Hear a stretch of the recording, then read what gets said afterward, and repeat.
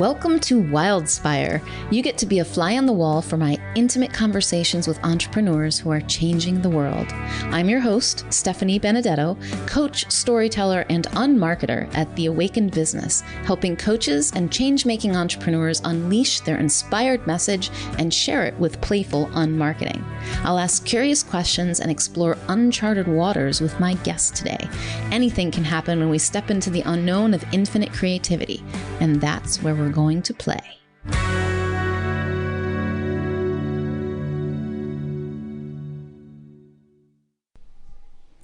My guest today is Robert Pardi, a wonderful human, and I'm surprised it took me this long to invite him onto my podcast.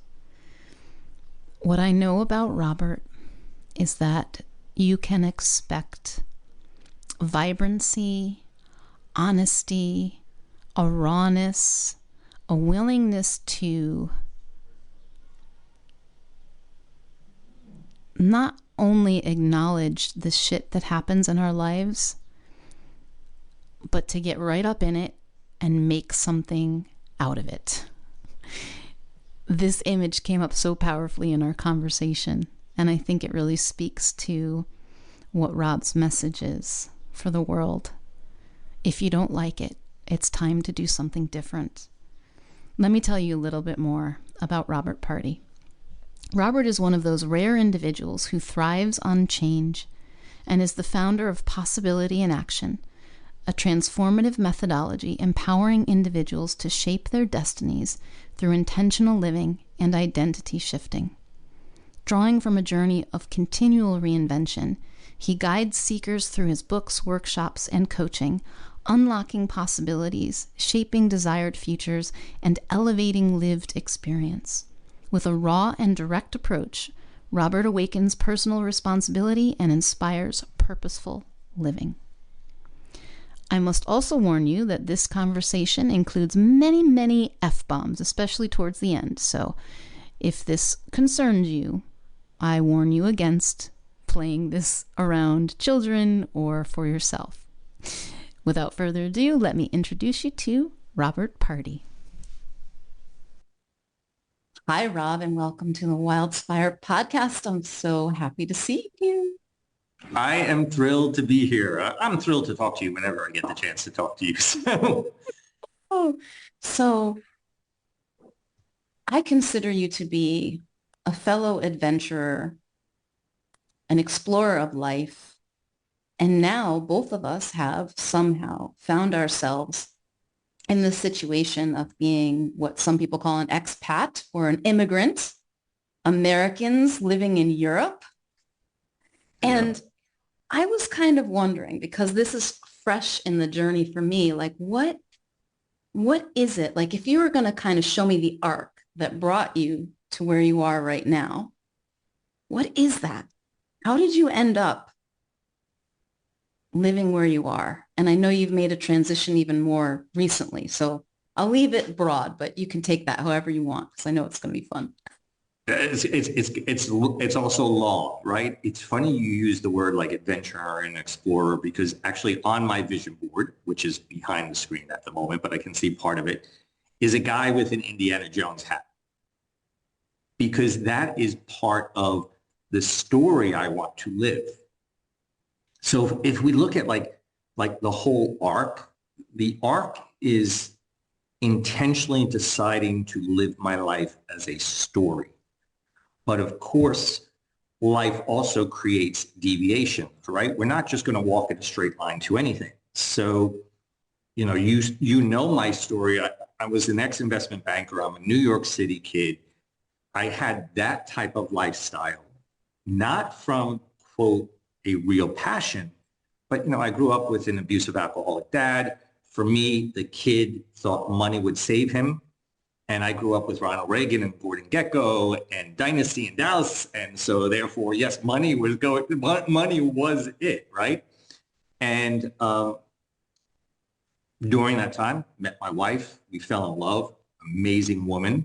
She was diagnosed very young with cancer. And over her 11-year journey with cancer, I really redefined life. I really, everything about life. And also she decided to enter the field of palliative care, which palliative care is very confused with hospice, but palliative care is about the quality of life during the trajectory of an illness. Well, quality of life is what I also wanted to create for myself. So when she passed away, honestly, and it sounds cold, but I'm a realist and she was a realist. But I said, okay, to be perfectly honest, I said, well, okay, there's a whole bunch of shit in front of me, so I can either try to ignore it or I can use it as fertilizer and plant something in it and see what comes from it. And the question that came to mind was, what great story can I live because of this? And I always wanted to live in Italy. Had no idea how I was going to arrive here. By the time she passed away, she had metastatic breast cancer for 11 years. So whatever money I did make as an investment banker went away. She was diagnosed when she was 30, so we never thought about life insurance. So I show up in Italy, left everything, and I was teaching English for $8 an hour until I could get my footing. And that's what's so great, right? Because what I realized in all of this, if I take it from the childhood or the thing with Desiree or moving to Italy, that $8 an hour wasn't a sacrifice. It was an investment in a future. It was cool. I was actually willing to teach. I'm an MBA from Columbia, right? Teaching English for $8 an hour. My niece and nephew were making more money than me in McDonald's. And thinking, but I'm building something. You know, the thing about getting away from my dad, I was building something. That the life Desiree and I lived, we were building something regardless of the timeline. So it was all about intentionality, right? To write the story. That's what I want to look back on. I want to look back on that. My hand held a pen that wrote narrative to the things that were out of my control. And that's what brought me to this immigrant lifestyle, which I don't know if you've had this experience. I'd love to know this because now I really understand the immigrant lifestyle, which I think is so, so cool because I became fluent in Italian, but when I moved here, I didn't speak Italian. And regardless that I'm fluent, I can't express myself, my true nature in the language because it's not my native language. And I realized this disconnect and why immigrants, at least in the United States, like I think of my family, you know, the Italian-American family hung out with or lived in regions of New York City with other Italians because they could truly express themselves. And I was like, wow, self-expression is really a key to living a quality life. And I had to find that identity in the foreign language. And it was so amazing because we create our identity as children without realizing it. And to have to actually physically, mentally start to piece it together and say, well, you know, because they don't say, for example, it's raining cats and dogs in Italian. It's something like crickets and I don't know what falls from the sky in Italy, but you know, it's not cats and dogs. So, or like you and I could joke about Tony the Tiger or something like that, right? Can't do that here because they don't know who that is. So like we talked about Dynasty in Dallas and all that other stuff, that's part of our culture. I can't use those things. I don't know how to express that same type of thing. So I found that all very interesting in terms of part of the arc was not just the story, but creating the identity of the person that was living that story as an expat or immigrant. And I don't know what your feeling is on that. I know this is somewhat new for you to have moved, but. Yeah, it is new, Rob. And I can't say that I've had a full experience of it yet. I do understand staying with the people you can communicate with more because I've come up against tremendous resistance in speaking Portuguese when my Portuguese is so very poor, in my opinion, with other people. And yet I started to do it. And mostly when I do, like there are some locals who will help me and play with me and teach me a little bit. And I'm starting to understand. My ear is developing, so I can actually hear things that were too subtle or too strange for me to understand before. But actually, what I relate to the most in what you said is that I am currently living with my partner who's originally from Germany. So English is not his native language, for one, and I believe he speaks very, very fluent English. But America is not his native culture either. And so we have those two things going on. And sometimes I'll say something and he'll be like, what? Or he'll say, I don't know if you have a word for that in English. Like he's trying to express something that German has a very specific concept for. And, and it's interesting because it shows me these, these assumptions that I have in the way I communicate and what people know and what's relatable and what isn't. And I just have to think about it differently, or I become aware of it at some point if I'm not thinking about it. If we're watching an American TV show, or if we're watching a European TV show that has something about Germany, like the things that are cultural references that have deep, deep associations for him, I don't get. And the same for me and you with America, he doesn't get. But rather than seeing that as an impediment to our communication, I see it as an invitation to just open up and see what I haven't been seeing. And my world is broadening because of it. That's kind of the experience I've been having. And it is a journey, and it has been more challenging than I thought, um, especially being in a country where, but I'm lucky that I speak English because so many people speak English here, Yeah. especially right now I'm on the island of Madeira. It's even more so than in mainland Portugal. But every once in a while, I meet someone. I met someone, a woman in the park, started speaking to me in Portuguese, and I couldn't catch anything. So I used my meager Portuguese, and I said,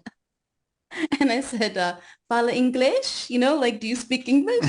And she just kept jabbering at me. And I said, não entendo, which is, I don't understand, you know, like help. And and she just kept talking to me. And we didn't really get anywhere, but it was kind of funny. And I thought it was great. This, for me, it was progress that I actually used a little Portuguese, you know? Well, I don't know if there's two things that you said that I just think are incredible. The idea of the invitation, that was one thing that I found so helpful for my own growth, was to step back and be an observer, right? Because we get so used to things in our quote comfort zone, right? Like in the States, we know how it all works.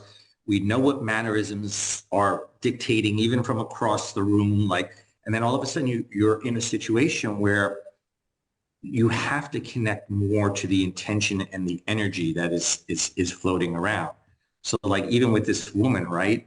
I found myself many times at the beginning not being able to understand, but energetically we both were communicating something.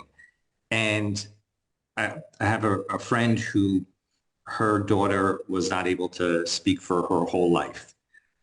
But yet, because of her eye movements and so forth and so on, they learned how to communicate without words.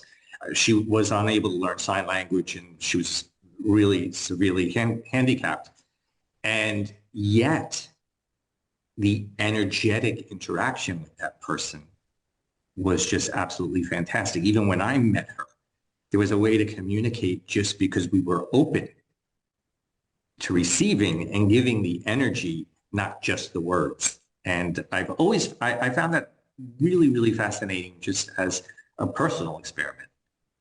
Yeah, that I love that you bring that up, Rob, because that's just it. I miss out on that a lot because I'm so caught up in my thinking, my insecurity about my lack of being able to speak the language, that I'm not present for the energetic exchange that's available.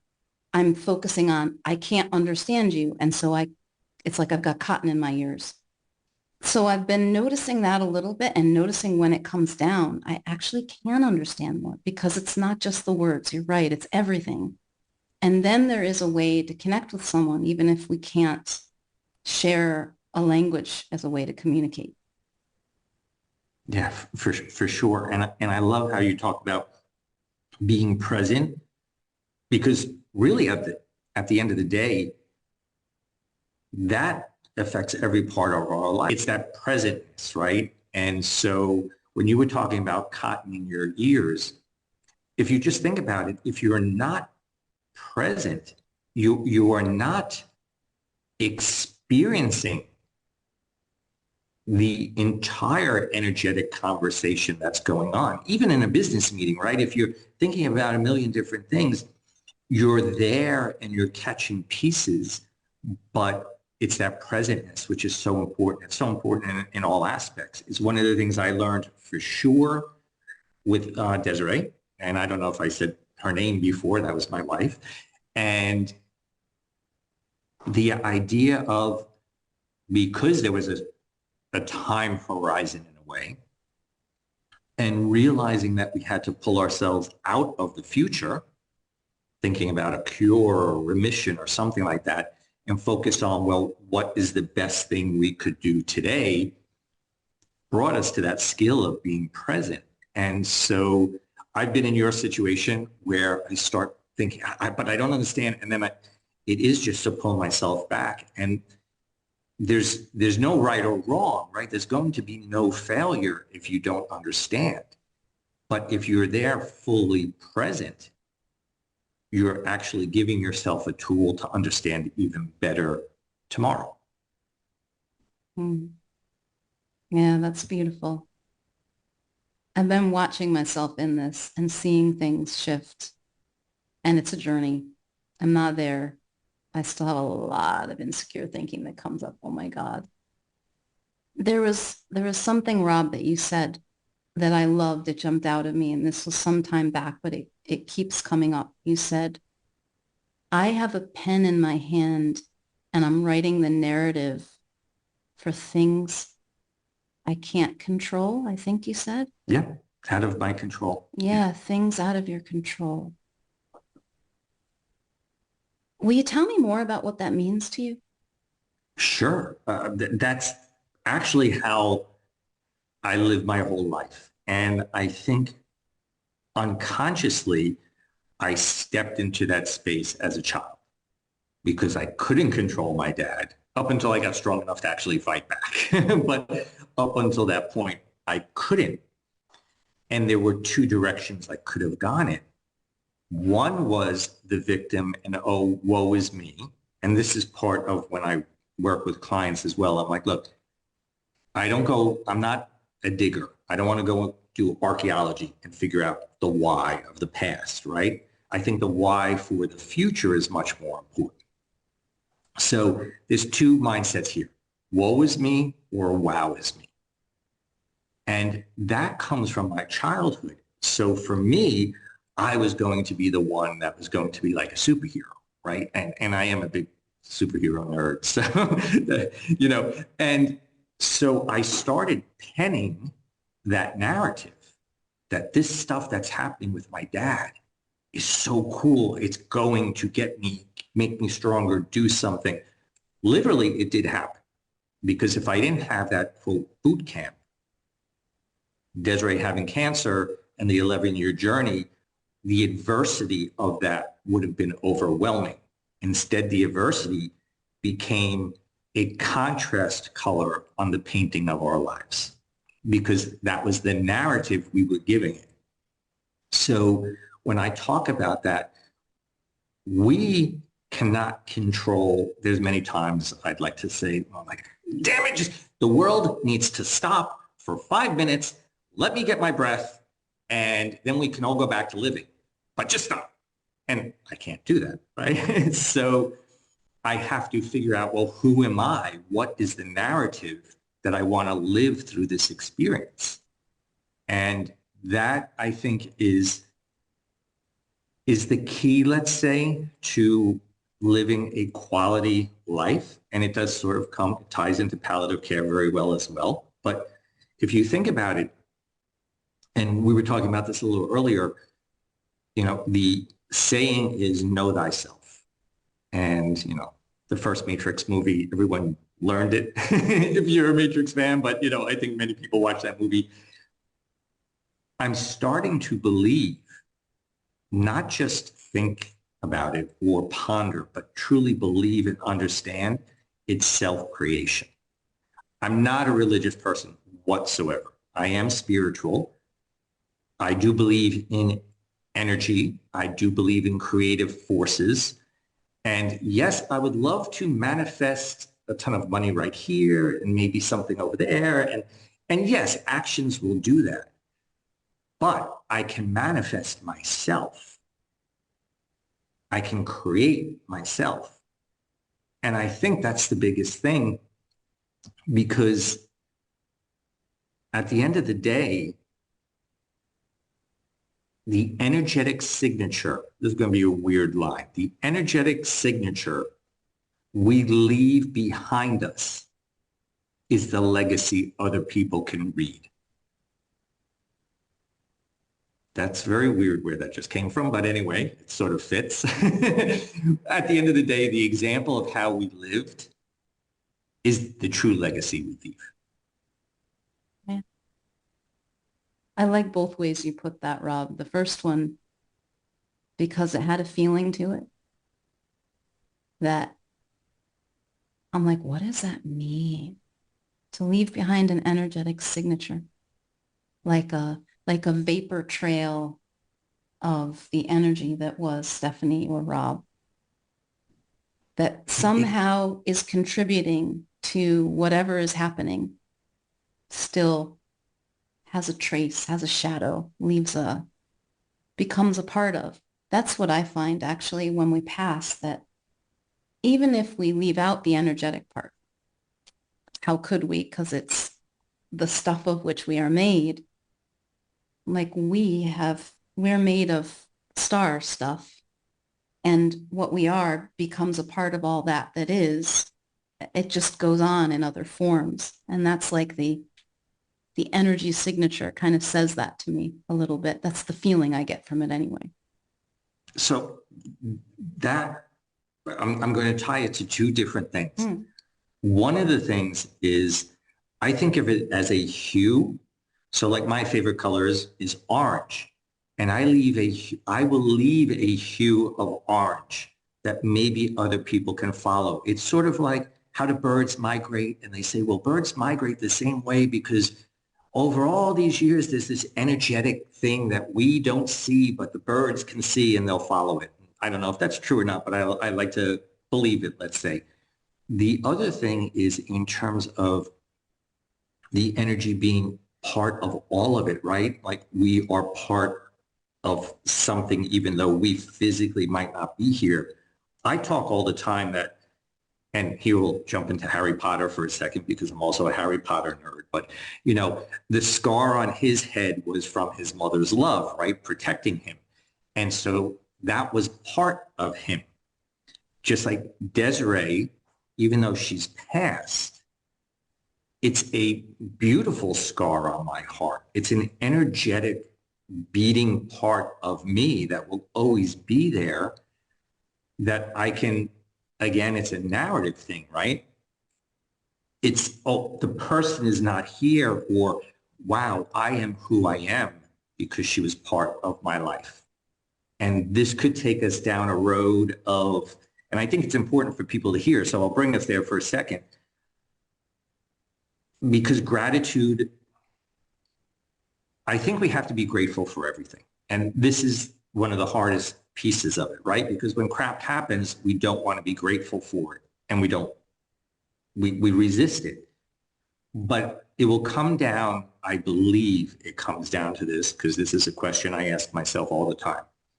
If I am happy with who I am, if I can say I truly have self-love, then I have to thank it all. If I don't have the self-love, if I'm not happy with who I am, then I have to ask myself, what's under my control that I can change to bring me to that vision of who I want to be? And that goes all back to that self-creation again. So that also tied into the energetic thing in a weird way, because we went on a tangent, but Desiree yes, of course, I would love for her to see all that. I'm sure she is seeing it, but whatever, be here with me. But then again, that was out of my control. What I've created from that, the story, the moving to Italy, the learning a new language, the, new identity as an Italian citizen as well, all of that was because I took that crap and I started molding it and planting seeds. And I didn't water it with worry and doubt. I watered those seeds in the crap with optimism and curiosity. And therefore, whatever you water it with, right, is going to sprout, basically. Yeah. What occurs to me is that in every moment we are creating ourselves, whether we realize it or not, writing the narrative, as you put it, with the thoughts we choose to give our attention. Yeah. And for me, rather than trying to, I think there was a time when I did a lot of looking at my limiting beliefs, which are narratives, right? That were, in my opinion, holding me back, right? And rewrite them, replace them. I did my neurolinguistic programming training and we learned how to do these, I don't even remember what it's called now. It's years ago, but like switching things and, replacing limiting beliefs with empowering ones. And I did that and saw changes in my life as a result, but not as deeply as I would have thought. Like I thought I could go in there and get that limiting belief out, like pull it out like it was a weed and then it would be gone. But it wasn't. Like sometimes things would change and sometimes things came back. And I was like, well, what's going on? I must not have done a good enough job. And there were always more roots to pull out, right? But at some point, I started to see that if I know I'm telling a story with my thoughts, if I know that I am creating myself with the thoughts I give my attention to, the ones that look real in this moment, I actually don't need to change the story to change my experience. Like I Mm. can actually see, oh, I'm telling a story that Stephanie's a victim right now. Okay. Because if I'm telling the story, for one, sometimes it's hard to change it, right? When I'm in the middle of it, when it's sucking me in, I have influence, but not control is how it seems Sure. to me. Like I can, but if I don't see it, and sometimes I just don't see it because I'm too deep in the shit. I'm too deep in it. I can't see it in that moment. It's like the choice doesn't exist. It does exist, but I've forgotten in that moment. But as soon as I can see myself, creating a painful experience for myself or a joyful experience for myself, there is a choice, a space of choice that opens up, which I may or may not take.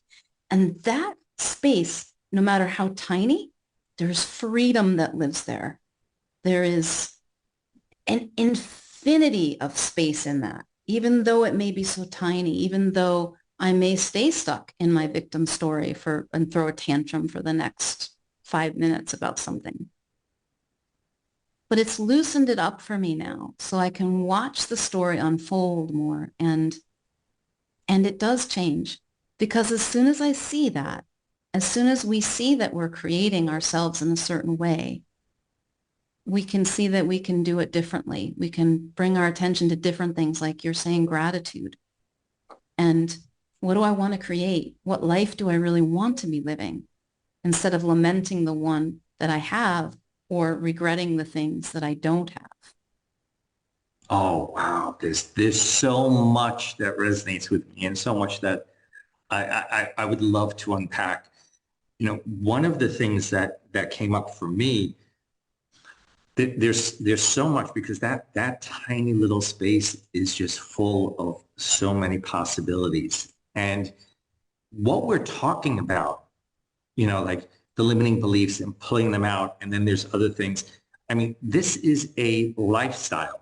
you and I are talking about a lifestyle. It is not something that we do once and everything is just going to be okay and the rainbow and unicorn and everything is going to show up.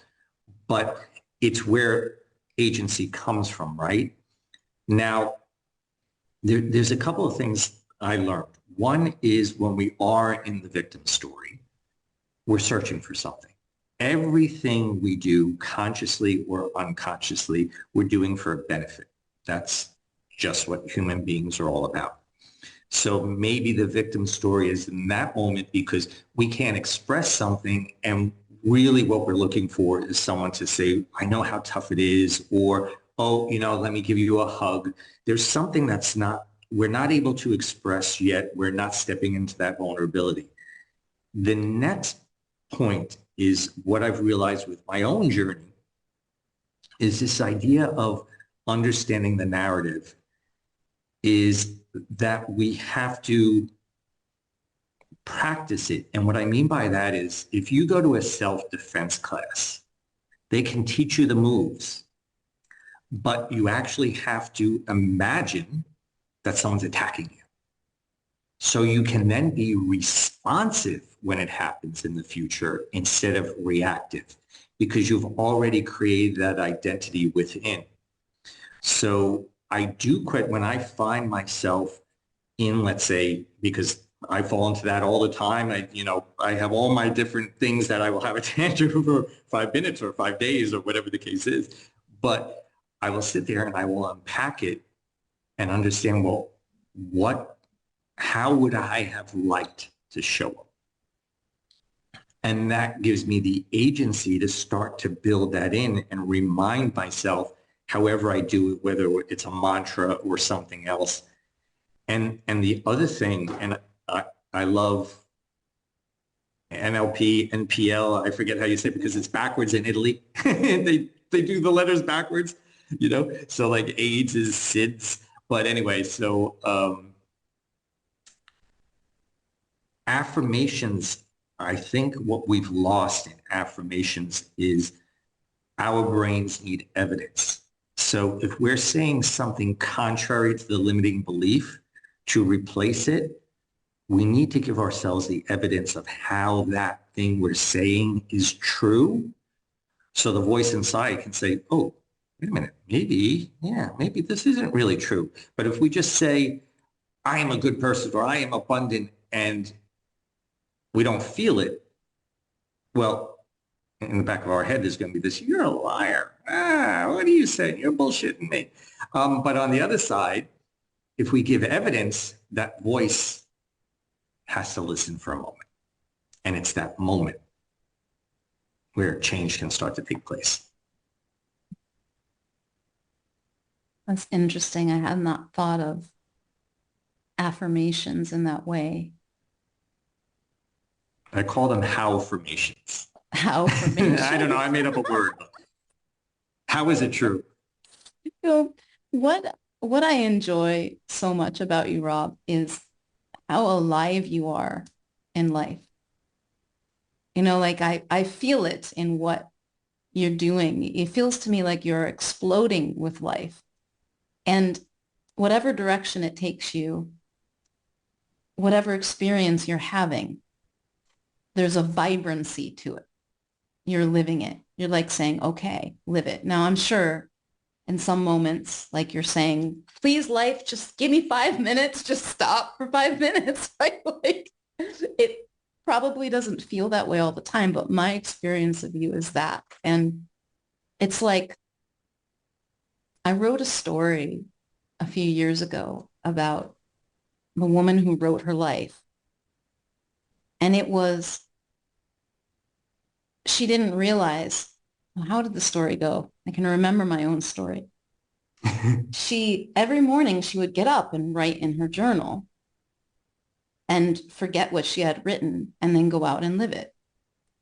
And she didn't know she was doing that until one day she woke up and she saw what she was doing. And she's like, I'm writing this. I'm writing my life. What if I don't? And she stopped writing. And her life went off track. It went off the rails. But what happened was she came back to her life the one that she had, and she embraced it. She appreciated it in a way that she couldn't have before. Her husband had been like out looking for her because she was just gone all day. Like she didn't show up at work, and where the hell did she go? And she was off on these adventures, right? But she came home. And what am I pointing to with this? There's a willingness to live the story, whatever story I'm in, to see the story, to show up with it, and know myself as more than the story, as feel myself as the paper the story is being written on. That makes the story more enjoyable even when it doesn't go the way I want. That helps me to recognize the agency that I do have, the influence that I do have on the story when it gets tough. Sure. And not be so attached to my joyful stories either, because they can be just as um, debilitating sometimes if I hang on to them. Like needing it to stay, hanging. Yeah. Wow, you are so touching on something that is so crucial to me. And I think one of the most beautiful representations of all of this is the ancient Japanese calendar. And I had no idea, but the ancient Japanese had 72 micro seasons. Their calendar was 72 seasons, talking about impermanence to reflect upon just the idea of impermanence. The good feelings are not going to stay. This too shall pass is actually for everything. We just like to wield that when it's a horrible thing, right? But it's all passing. And I think acknowledging that and embracing that, and then realizing that if we just approach everything with curiosity, when you talk about that aliveness, which thank you very much, because I do feel, I get very excited when I talk about this stuff as well, but I feel like a kid. I'm getting up there in age, but I definitely, I feel like a kid. And that is because I know this is all going to end. And I know I have no control over that. I lived that with Desiree to the point where I don't know how many times, because they had given us a 3-year life expectancy and she lived 11, how many times she would rally after being in the hospital, that it just, when the moment came, it seemed like it was a second from the diagnosis to the death. Those 11 years went like that. And so when I look at all this and I say, well, this is all going to end.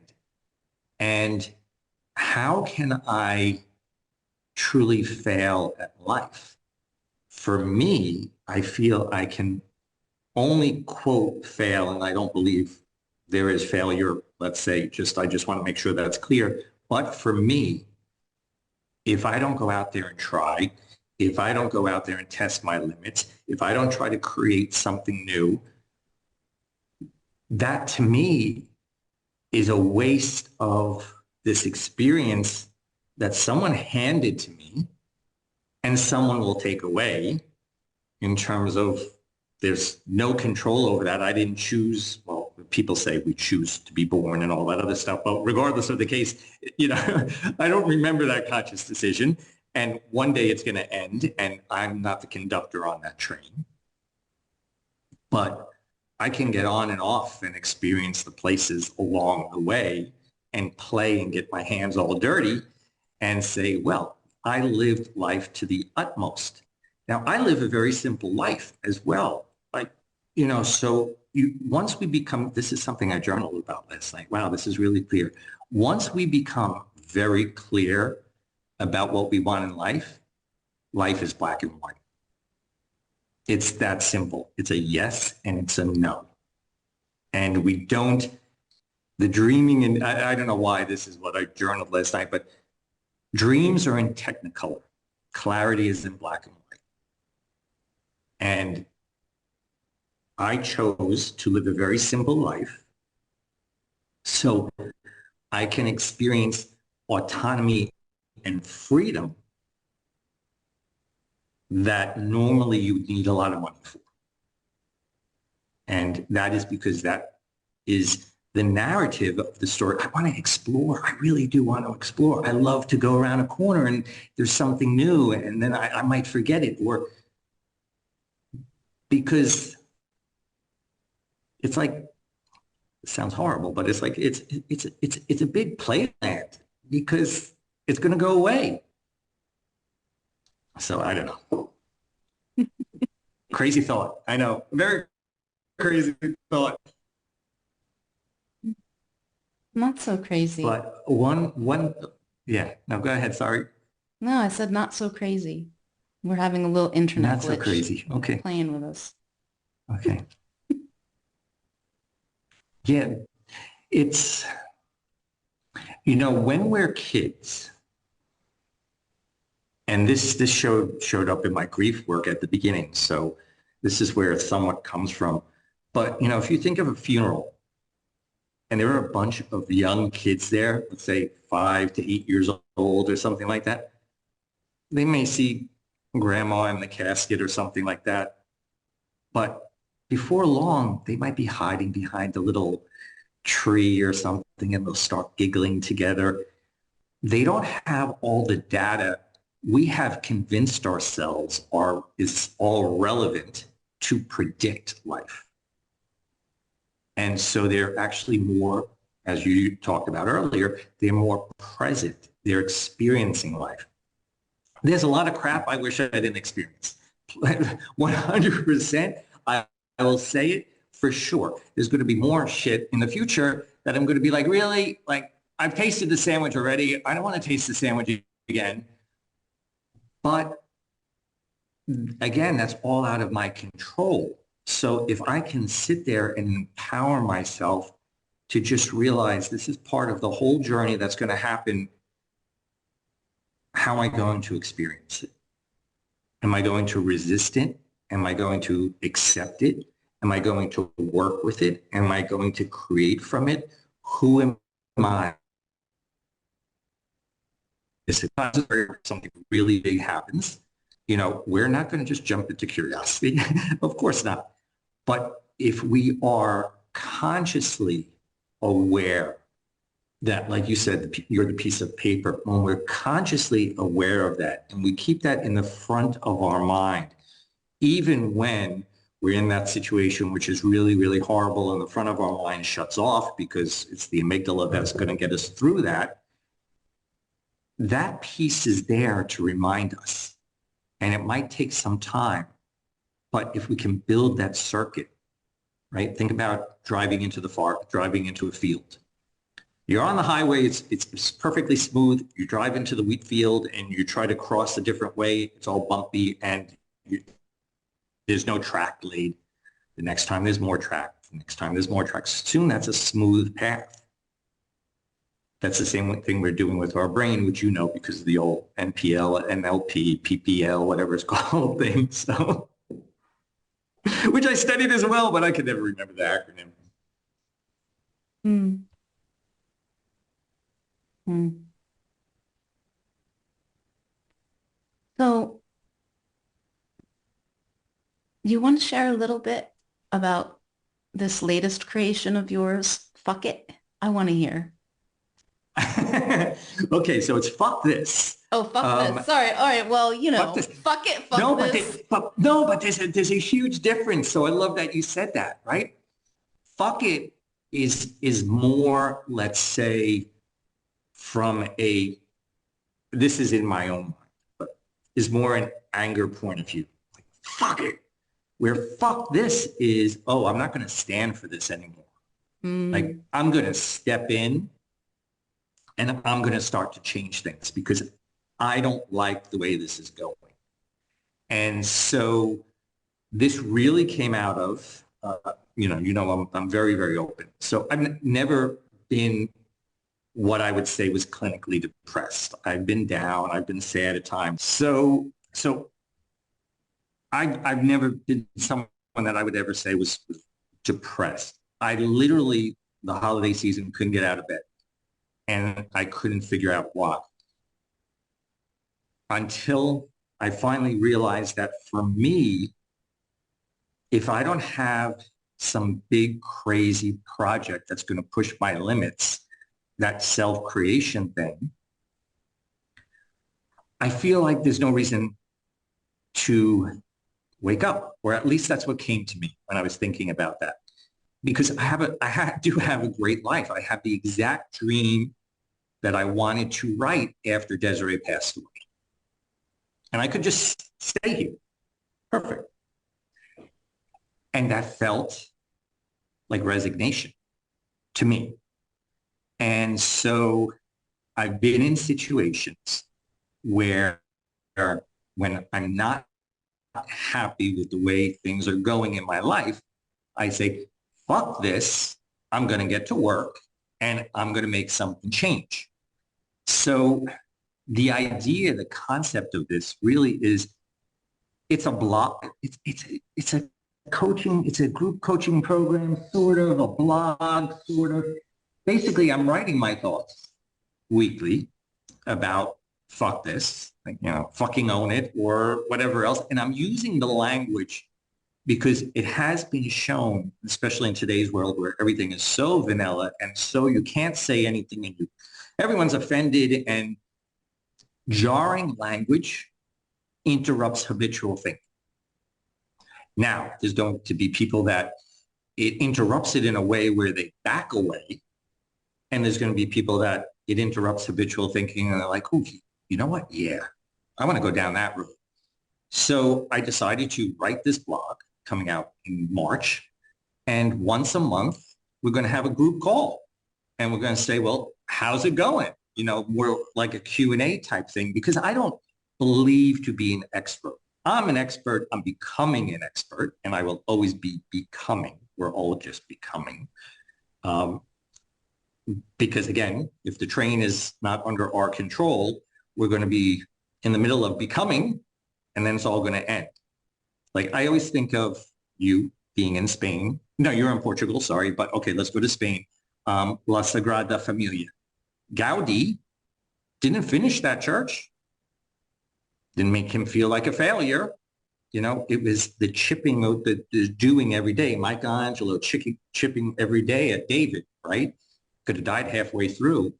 So the idea that I'm an expert in the way I see things, and I'm an expert or becoming an expert in the way I live, if that's of value to someone to say, I want to be more in control of my own narrative, fuck this to living the way I'm living. Yeah. So that's where it all came from. I just finally said, you know what? I'm known for the brand Possibility in Action, right? Possibility in action is the lifestyle. Fuck this is more of the mindset that gets you to the possibility in action, because it's saying, no, I'm not going to tolerate this in my life. And that's whatever the case is, right? It could be cutting out people that drain your energy. It could be saying, no, I'm not going to eat this next donut. I'm a diabetic. And yes, I could go get a stronger pill, or I'm going to take control of my diet. So that's like, fuck it would be more like, I'm going to eat the donut and take a pill. Oh my goodness. I have such a strong image and feeling, and the image is quite funny, the way I'm conjuring it, of you looking at this pile of shit that life has delivered to your doorstep and going, fuck this, but it's like embracing it. It's not throwing it away. It's embracing it and letting it be it's so graphic the way I'm seeing it now. Letting it be the medium through which you create, like actually through embracing it, through living it. And it's very you're cracking me up right now, because I literally just wrote yesterday. So that's exactly the image, by the way. That is it, right? First of all, I am someone that I throw myself face down in the shit.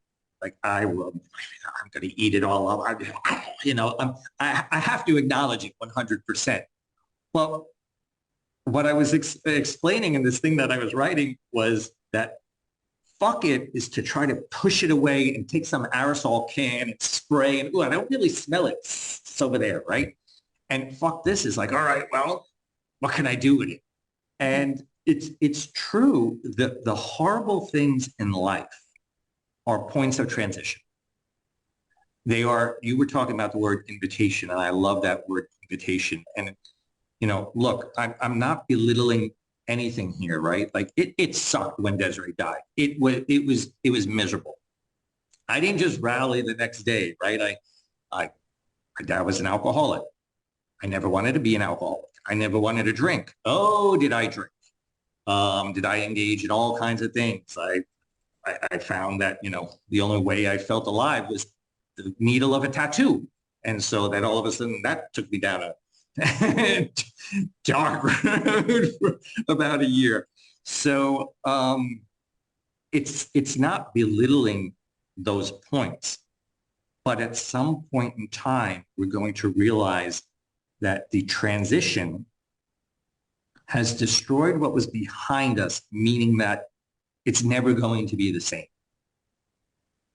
Even if it's a small transition, whatever it is, a transition, the past will not be as we remember. The future can be whatever we decide. And that's where it is. And I'm just going like Desiree, right? Metastatic breast cancer, chemotherapy leaked in her chest wall. We had to remove part of her liver at one point in time. Ablation therapy, all kinds of things, right? She became the founding director of palliative care at New York Hospital. The founding director. Chemo every other Friday for 11 years. How did that happen? That happened because it wasn't the circumstances that defined her life. It's not the circumstances that define my life. All of us can make that decision. It's what we do with those circumstances. So that's fuck this. Well, if someone wants to fuck this with you. All right, I'm going to have to figure out how to market that one, but okay. Where might they go to learn more about said experience? So, of course, they could go to my website because there is actually a section that says fuck this. If they subscribe to Substack, that's where the newsletter will be. And it's super, as everyone tells me, I'm being very stupid here. I don't think so at all. It's extremely accessible. It's like, a Starbucks coffee. So, because I want to have fun as well. This is a sandbox I've always wanted to play in. I'm usually there by myself. And, I'm about to share the tractor and pail and shovel with other people if they want to play. So, yeah. Oh, beautiful. Well, I will be sure to share that link in the description under the video and the blog post, etc., so people can find it and join the play. Wow. Well, Rob, thank you so much for sharing this, for sharing the aliveness of everything that you've been experiencing. I really appreciate it.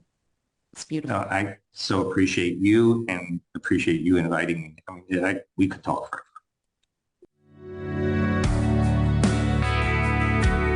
Thanks so much for joining me for today's Wildspire conversation. If you'd like to receive a weekly Wildspire email from me filled with inspiring stories, unmarketing experiments, tips for playing your way to impact and income without the hustle and hype, insights from my spiritual business journey, and more, go to theawakenedbusiness.com/wildspire. Until next time, may you know yourself as the gorgeous wild creation you are.